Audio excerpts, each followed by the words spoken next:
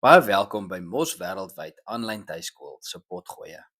Hierdie potgoeie word geskep om jou as ouer te bemagtig om jou kind te ondersteun.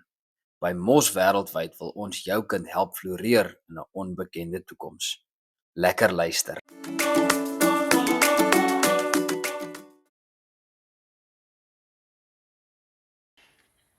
Baie welkom aan al ons luisteraars by vandag se potgooi. Ons gaan vandag 'n onderwerp aanpak wat soms taamlik onderskat word, maar eintlik die kern van akademiese sukses in die senior fase is. En dit is leesvaardighede en die regte leestegnieke. Ons verwelkom vandag vir Mia, wat saam met ons hierdie gesprek gaan voer. Ek glo ons gaan heerlik met jou gesels. Baie dankie dat jy ingestem het en vir jou tyd wat dit gaan neem. Baie dankie vir die uitnodiging. Dit is my lekker om hieroor te gesels met julle. Want dit lê vir my baie na aan die hart. Veral omdat ek weet in die tale lê ons nogal streng klem op lees, begrip en kritiese denke wat daaruit vloei. Maar dit is nie waar dit stop nie. Lees is die beginpunt van al die ander vakke se begrip. So dit kan wees dat indien jou kind dalk nie goed lees nie, dit oorspoel na al die ander vakke, soos geskiedenis raak oorweldigend, want daar's te veel teks en name en datums en konsepte. Wetenskap is baie verwarrend, want verduideliking is te kompleks en die terminologie wat daarmee saamgaan. Wiskunde is moeilik, want daar is ons baie probleemstelling wat verkeerd geïnterpreteer word, en dan ook taalvraestelle, wat natuurlik baie leeswerk het, wat misverstaan word, en dan sukkel jou kind om afleidings te maak en analises daarvan. So baie dankie dat ek hieroor kan gesels met julle. Ek is baie opgewonde om te hoor wat jy vir ons te sê het, Mia. Ek gaan sommer begin deur net my eerste vraag aan jou te vra, en dit is: hoe kan ons ouers sien wanneer hulle kinders werklik lees sonder om die werk te verstaan? So daar's 'n paar dinge waarna jy kan waarvoor jy kan uitkyk. As jou kind enigiets lees, vra direk daarna. As hulle vir jou sê, ek weet nie wat ek nou net gelees het nie, of ek kan nie nou mooi onthou nie, of as jy vir ons spesifieke vrae vra en jy kry net 'n blank gesiggie voor jou, dan is daar rooi ligte wat begin flikker. Dan moet jy begin dink dat jou kind dalk lees sonder om werklik te verstaan. Baie kinders lees baie vinnig, maar hulle begrip is baie stadig. So dit is belangriker om stadiger te lees en werklik in te neem, eerder as om leesspoed te probeer verbeter voordat ons die grondslag gelê het. Baie keer as 'n leerder ook 'n teks hardop lees en die woorde verkeerd uitspreek, is dit ook ons eerste aanduiding dat hulle dalk nie die woord verstaan nie. Want as hulle dit reg uitspreek, weet ons daar het al 'n proses plaasgevind waar hulle die woord herken, hulle hom inneem en internaliseer en dan verstaan wat hulle gelees het. Baie dankie. Ek dink dis goed om te weet. As ek nou so terugdink, toe ek 'n kind was, as ek in die klas gesit het en die juffrou het my gevra om iets te lees, dan het ek ook maar net so vinnig as wat ek kan die stukkie klaar gelees, maar dan weet ek nie wat ek gelees het nie. So dis baie goed om vir daai tekens uit te kyk as 'n ouer wat tuiskoolonderrig toepas, dat mens net weet waarvoor om uit te kyk. Dan wil ek jou vra, watter rooi vlae moet dopgehou word? So daar's 'n paar waarna ouers kan oplet, soos byvoorbeeld die eerste ene wat ek sou dink vir jou 'n rooi vlag moet wees, is as toetsuitslae uitkom en jou kind sê vir jou, maar ek het geleer en dit is nou hoe my punte lyk. So dit kan dalk vir jou 'n aanduiding gee dat hulle die vraag verkeerd interpreteer het of verstaan het, en dit is gesê dat hulle nie verkeerde begrip van die vraag. So jou kind het die voorkennis, maar hy het dit nie reg interpreteer om dit te kan weergee nie. Ons sien dit ook in swakker resultate, veral in 'n vak met baie leeswerk, soos geskiedenis, die bedryfsvakke, die bestuurswetenskappe, vakke, tale natuurlik. So enige vak met baie leeswerk, verloor ons nogal die leerders wat swak lesers is, want hulle raak eenvoudig net oorweldig. So dan sê hulle eerder niks en hulle laat dit net verby hulle gaan. 'n Stadige werktempo is dikwels ook vir ons 'n aanduiding dat dat die leerder nie baie goed lees nie, omdat hulle oor en oor en oor moet lees om eers daarna te kan verstaan wat eintlik van hulle verwag word. So kyk uit daarvoor. As jy veral in ons leerstelsel ook, as jy langs jou kind sit en die borrel sê byvoorbeeld, hierdie borrel is veronderstel om net 'n halfuur te neem van jou kind se tyd, en hy sit daar vir meer as 'n uur of dalk vir langer, dan moet jy begin vra en kyk of daar nie dalk met sy leesbegrip skort nie. So jy as ouer kan langs hom sit en sê, maar wat verstaan jy hiermee? Hoe kan ons hierdie interpreteer? Verstaan jy mooi wat hier bedoel word? Sodat jy net 'n bietjie agter die kap van die byl kan kom van hoekom dit jou kind so lank vat om 'n taak af te handel. Baie keer sal die kinders ook eerder iets anders doen as lees. So as jy veral by vakke wat baie leeswerk nodig het, hulle sal dan eerder iets anders doen wat vir hulle makliker is, want lees is 'n uitdaging. So vakke wat ons weet baie leeswerk nodig het, word afgeskeep. Dis nog 'n rooi vlag.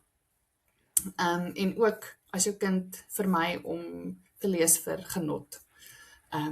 En dit is so belangrik om te lees vir genot. Om te weet, jy mag lees sonder dat enige iemand vir jou gaan vra daaroor. Jy gaan nie 'n toets skryf aan die einde van jou Harry Potter boek nie. Jy gaan nie moet sê wie is die hoofkarakter van as jy klaar jou strokiesverhaal gelees het nie. Jy kan dit eenvoudig inneem en net lekker lees. So as jou kind nie dit wil doen nie, as hy nie eers wil lees vir genot nie, dan moet jy ook begin ondersoek instel. Selfs eenvoudige goed soos lang WhatsApp boodskappe kan 'n uitdaging wees vir kinders wat swak lees. So dan hulle vermy dit heeltemal. En natuurlik angs rondom huiswerk wat baie lees vereis. So as jy agterkom jou kind is angstig, hulle skram weg daarvan, hulle raak aggressief daaroor. Dit kan alles vir jou tekens wees dat dit dalk by die leesbegrip lê, omdat dit vir hulle baie moeilik is om daai inspanning toe te pas, om dit eintlik te kan doen. Dit maak baie sin wat jy gesê het. Watter leestegnieke is noodsaaklik vir die seniorfase leerders en hoe kan ouers dit tuis versterk? So een van 'n leesstrategie, daar is natuurlik baie. Maar 'n leesstrategie wat al baie navorsing oor gedoen is die reciprocal reading strategy, so die wederkerige lees. Nou tradisioneel in 'n leeromgewing soos 'n klaskamer of so, is dit baie maklik om so 'n leesstrategie toe te pas. Want daar is dan die onderwyser in die klas wat sê, goed, ons gaan nou in groepies opdeel van 4. Die reciprocal strategie is gebaseer op 4 rolle of 4 leerders. Nou, moet nou nie te groot skrik nie, daar is altyd maniere om rondom die tradisionele model te kom. So, hoe dit werk is, in 'n groep is daar gewoonlik 4 leerders en elkeen het 'n spesifieke rol. Die eerste rol is die een van voorspeller. En ouers moet asseblief nie die vaardigheid en die belangrikheid van om iets te voorspel onderskat nie. Om iets te voorspel beteken, jy moet die konteks assesseer, jy moet kyk wat reeds beskikbaar is, en jy moet jou voorkennis aktiveer. So al daai dinge is die grondslag wat ons nodig het vir kritiese denke. So as daai voorspellingsvaardigheid afgeskeep word, dan skep ons eintlik een van die bene daarvan af. van kritiese denke. So die eerste rol is die voorspeller. Die tweede rol is die persoon wat vra. So net soos in enige kritiese denk vaardigheid, moet ons leer hoe om vrae te vra en dit op te klaar. So die opklaarder of die verduideliker, of hoe jy dit ook al wil benoem, is die een wat na 'n teks kyk en dan kyk waar daar moontlik iets is wat dalk onduidelik is of wat iemand dalk moeilik sal vind om te verstaan. So waar die voorspeller vooruitdink en moontlik dink wat kan gebeur in die teks, is die opklaarder, verklaarder, persoon wat vra wat kan iemand dalk verkeerd verstaan, is die een wat moet seker maak almal verstaan alles reg. So dit kan woordeskat wees, dit kan konsepte wees, dit kan iets wees wat dalk wat hulle voel nuwe inligting is, wat hulle moet opklaar. Die derde een is die vraagsteller. Hierdie persoon mag net in vrae praat. So hy mag nie sy eie vrae beantwoord nie, hy mag net vrae vra. En dit is ook een van ons bene van kritiese denkvaardighede. Jy moet aktief dink daaraan aan watter vrae kan moontlik hier uitspruit. Wat is daar wat ek nie verstaan nie? Wat is daar wat iemand anders dalk nie kan verstaan nie? So dit gee vir hulle ook 'n bietjie daai sosiale konteks van ek weet iets, maar ek weet iemand anders weet dit dalk nie. So hulle praat in vrae. En dan ons laaste ene is die opsommer. Nou opsommers is ook 'n baie belangrike vaardigheid en dit leer jy net as jy die doel en die konteks weet van 'n aktiwiteit. Want om iets op te som is baie maklik. Maar as jy dit moet doen volgens 'n teks of volgens die doel van teksverwerking, dan is dit heeltemal anders. So ons opsommer moet weet wat is die doel van die aktiwiteit waarmee ek besig is. In 'n Afrikaanse taalklas is dit byvoorbeeld is daar klomp tekste wat hulle byvoorbeeld so kan doen. So jy kan 'n koerantartikel doen, jy kan 'n berig doen, jy kan 'n advertensie doen, jy kan dit is legio die tipe tekssoorte wat daar is. Maar as jy nie weet wat die doel daarvan is nie, gaan die opsommer die moeilikste taak hê. Want hoe weet jy dan watter hoofidees om uit te haal en dit te verpak in 'n manier waar ander mense dit kan verstaan? So, soos ek gesê het in die tradisionele klaskamer is dit redelik maklik om hierdie 4 op te deel in 'n groep en vir elkeen 'n rol te gee. Die eerste prys is natuurlik as jy met elke aktiwiteit die rolle roteer, sodat almal kan leer om hierdie vaardighede te doen. Maar jy as tuiskoolouer moet nou hier verantwoordelikheid neem. So, indien dit nuut vir jou en jou kind is, gee dan vir hulle 1 rol om te doen, om mee te begin. Kies vir hulle die maklikste een, die een wat jy weet hulle gaan goed reg kry. Jy ken jou kind, is hulle iemand wat goeie vrae vra, is hulle iemand wat iets mooi kan opsom, of is hulle iemand wat iets kan verklaar, of goed kan voorspel. So, jy is daar die een wat besluit.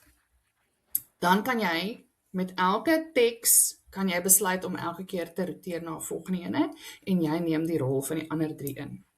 So kan jy dan aangaan en dan besluit, okay, die volgende keer moet jou kind voorspel en hy moet opsom. En jy doen die ander rolle. So, met elke nuwe teks wat jy leer, en onthou, hierdie is 'n lang proses. Want as jou kind 'n swak leser is dit belangrik om hierdie vas te lê. En jy moet weet, dit gaan tyd en moeite vat, maar dis die moeite werd. So, daarna, as jy seker is hy kan alles doen, dan kan jy weer langs hom sit en sê, goed, vandag doen jy al 4. Sê vir my, wat voorspel jy van hierdie teks? Kyk na die hoofopskrifte, kyk na die prente wat die teks vergesel. Wat kan jy hieruit aflei? Wat dink jy gaan gebeur? Volgende, right. Kom ons kyk na moeilike woorde, moeilike konsepte. Kom ons verklaar dit. So vat jy jou kind se hand en laat hy dit uiteindelik op sy eie kan doen. Dit is van kardinale belang dat mens die regte grondslag lê, veral as ons weet ons leerders sukkel om te lees. Natuurlik, dit maak vir my 100% sin. En ek dink jou antwoord het nou baie ouers dalk gehelp in die geval. So baie dankie daarvoor. Mia, hoe kan ouers hulle kinders help, wel tuiskoolouers hulle kinders help om moeilike of komplekse skooltekste te ontleed, maar sonder om die werk fisies vir hulle te doen? So 'n belangrike deel hiervan is te leer deur te doen. Jy as ouer het die verantwoordelikheid om saam met jou kind deur hierdie leerreis te gaan. Of dit nou jouself is of 'n tutor of iemand, maar daar moet ondersteuning wees veral in ons laer grade. In ons hoër grade wil ons graag hê die kinders moet selfstandig begin leer, maar in hierdie tyd van hulle lewe is daar baie verandering wat fisies, sosiaal, emosioneel met hulle gebeur, so hulle het regtig baie ondersteuning nodig. En lees is dikwels een van die dinge wat agterweë bly, want die oomblik as jy dink, my kind kan mos lees, daar's mos niks fout nie, hy kan lees, mis ons baie keer dat hulle met begrip kan lees en regtig byhou met die verwagtinge van die leerinhoud, wat net al hoe meer en al hoe moeiliker raak, soos wat hulle ouer raak. So, jy is die voorbeeld vir jou kind. En 'n baie maklike manier om hierdie te onthou is, soos wat jy tennis sal aanleer vir iemand. So, iemand het nog nooit tennis gespeel nie, jy gaan hom nou leer, so aanvanklik sê hulle vir hulle, okay goed, jy gaan nou kyk hoe doen ek dit, ek gaan jou nou wys. So, jy vat die raket en die bal en jy leer of jy wys vir iemand, hoe speel ons tennis. Die tweede stap dan gaan wees, is om te sê, goed, jy gaan dit nou saam met my doen. Ek gaan nog steeds die meeste doen, ek gaan agter jou staan, ek gaan die raket saam met jou vashou, en ek gaan jou leer hoe om hom te gebruik. Goed? Tot ons dit reg gekry het. Derde stap gaan wees, is om te sê, goed, ek gaan nou 'n bietjie terug staan, jy gaan vir my wys, hoe ons 'n raket gebruik, om die bal raak te slaan. Ons gaan dan nou sien, okay goed, hier doen hy nog ietsie verkeerd, daar het hy nog 'n bietjie ondersteuning nodig, en jy tree in, wanneer hy sukkel.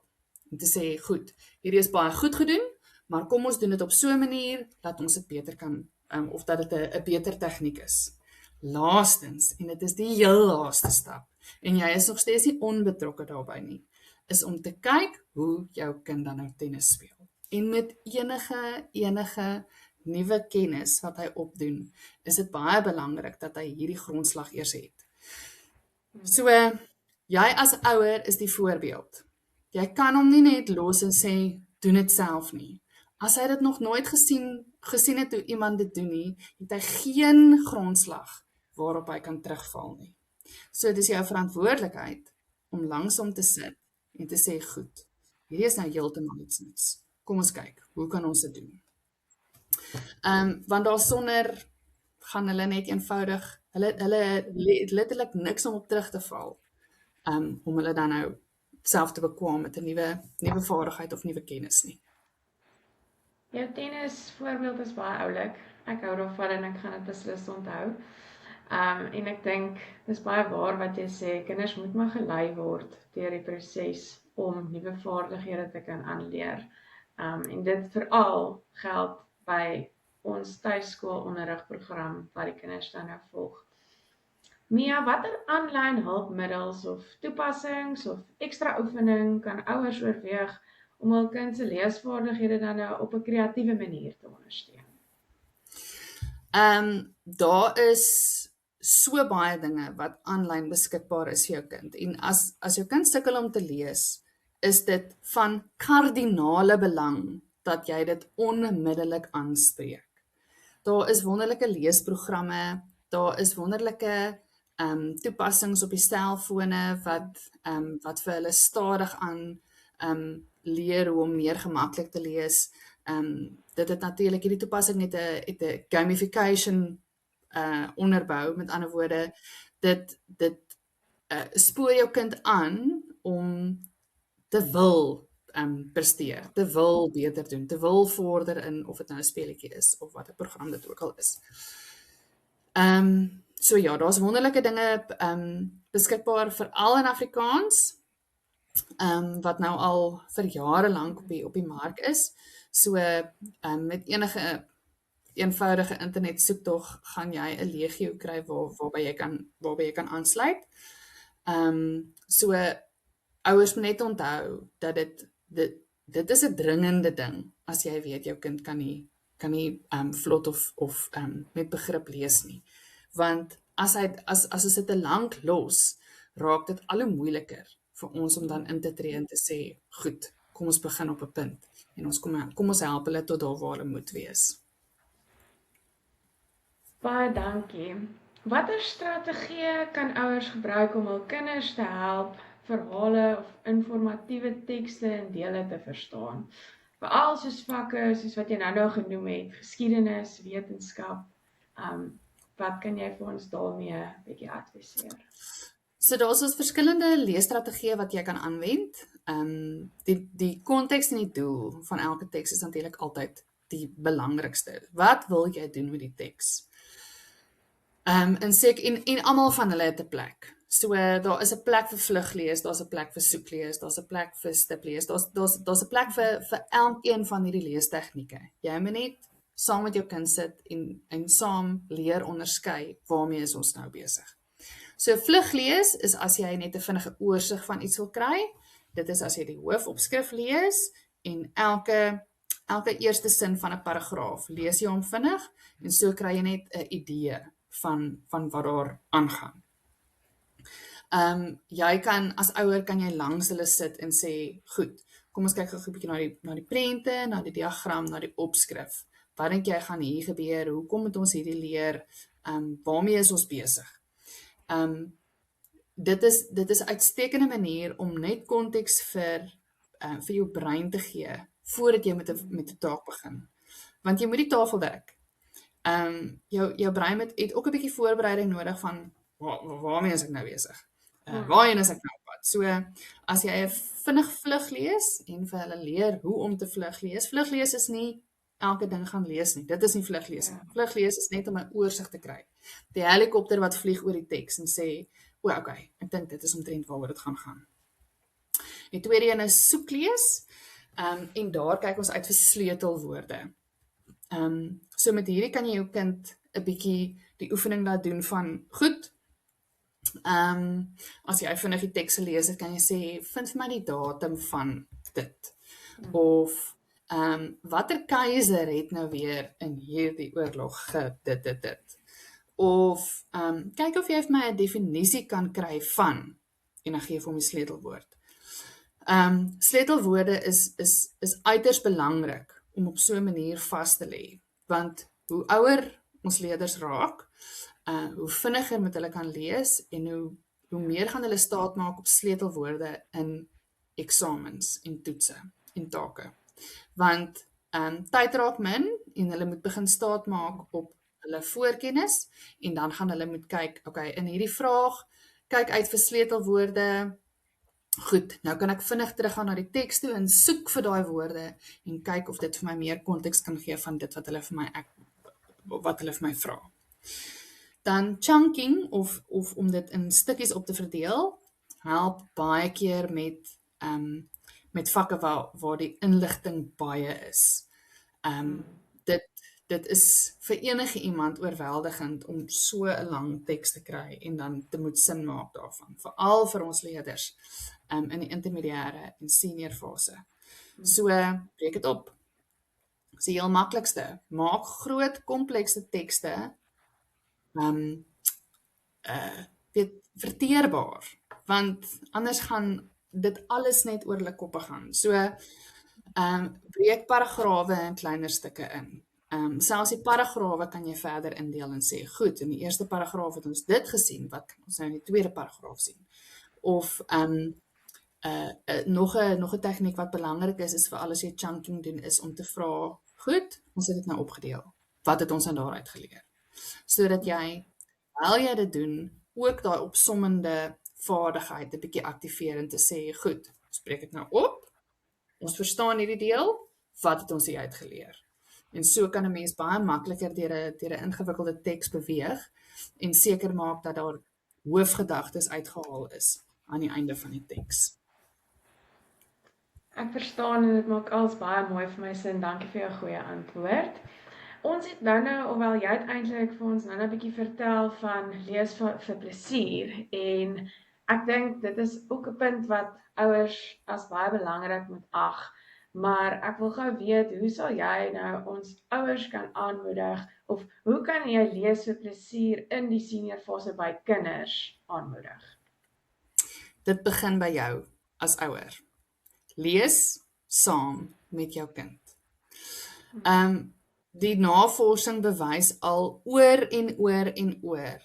Kinders wat presteer op skool en na skool in tersiêre omgewings, word in 'n huis groot waar lees vir plesier die voortou neem. So, of jy nou wil of nie, jy is die voorbeeld.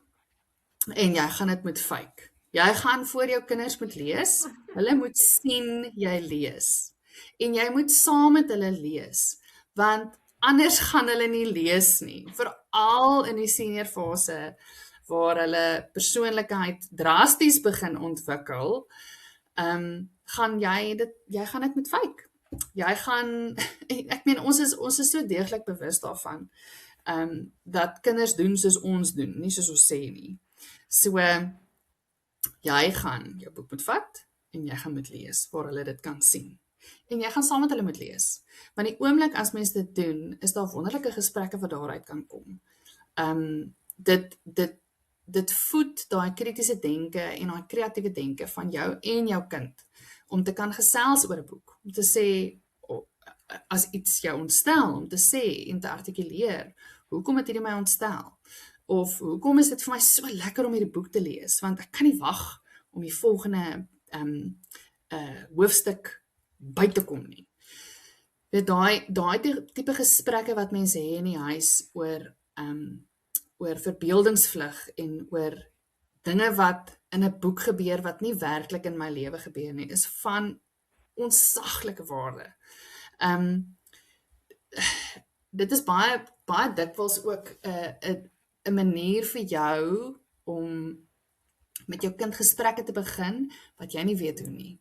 Want ons almal weet in die senior fase beweeg hulle in 'n stadium van hulle lewe in waar eksperimentering, waar die moeilike dinge van die lewe na vore kom en dit is 'n wonderlike manier om daardie gesprekke met jou kind te fasiliteer. Om 'n boek op te tel waar daar, kom ons sê, daar is trauma wat met 'n karakter gebeur. Dit is ongelooflik om dit dan te doen, omdat jou kind daai trauma sien en beleef, maar nie self ervaar nie. En dan kan jy daar gesprekke met jou kind hê. En so wakker jy net die genot van lees nog verder aan. 'n tweede ding wat baie belangrik is met genot, is om seker te maak dat jou kind, of dat jy gehoor gee aan jou kind se voorkeure. Ons almal verskil, ons almal het dinge wat ons interesseer. Vir my is dit lekker om dokumentêre reekse te kyk op die TV, eerder as wetenskapsfiksie. Vir jou kind is dit lekkerder om strokiesverhale te lees, waar daar prente is, baie prente, baie teks en baie emosies op die karakters se gesigte, eerder as wat hy wil leer van Marie Antoinette. Vir 'n ander kind is dit lekker om van haar te leer, in 'n nie fiksieboek. So, maak seker jy weet waarvan jou kind hou, en maak dit beskikbaar vir hulle. Soek dit, dis jou werk. Dis jou werk om dit te soek vir jou kind, en hulle aan te wakker, en of daai kreatiewe denke aan te wakker, deur vir hulle die teks te kry. Want hulle weet dikwels nie waar om te soek nie. Hulle weet nie waar om te begin nie. So, maak dit jou werk om tekste te kry waarvan jou kinders hou. As jy sien, okay, hierdie kind het hierdie boek nou in 'n ommesientjie, sommer 'n kaf gedraf, dan soek jy nog wat so is, sodat ons daai genot net kan aan die gang hou. Anders gaan hulle ophou. Hulle gaan nie vir jou sê nie, ons weet nou al, senior fase is 'n ander storie, is 'n perd van 'n ander kleur. Jy moet op dit bly. Jy moet die wat dit aanvoer. Ja.